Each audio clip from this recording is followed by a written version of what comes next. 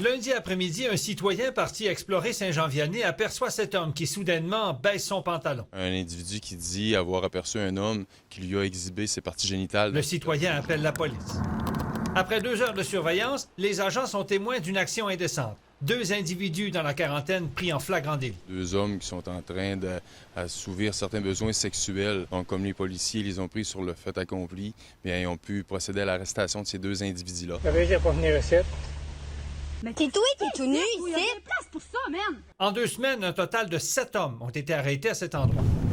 Mardi matin, nous allons sur place, clairement identifiés. En débarquant à la hauteur du perron de l'ancienne église de Saint-Jean-Vianney pour prendre des images, première observation. Une automobile stationnée avec un homme seul à bord qui nous observe pendant quelques instants. Mais lorsqu'il voit que nous sortons la caméra pour filmer, il quitte tout de suite. Nous roulons plus loin pour capter d'autres images des lieux. 15 minutes plus tard, le même véhicule réapparaît. L'homme toujours seul est stationné de longues minutes en bordure du chemin. Bonjour, monsieur. Qu'est-ce que vous faites ici, dans le coin ici? Qu'est-ce que vous venez faire dans le coin ici? Je ne vais pas répondre à vos questions, monsieur. Je m'excuse. Mais... 1 heure plus tard, il est de retour. Il quittera finalement. Autre présence remarquée. 2 véhicules, un homme à bord chacun. En apercevant notre quart de reportage, il quitte rapidement.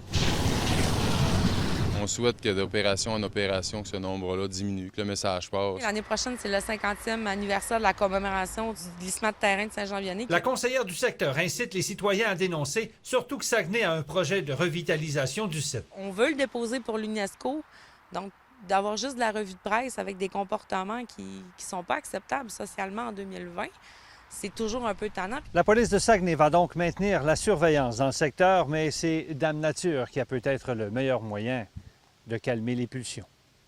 Jean-François Tremblay, TVA Nouvelles, Saguenay.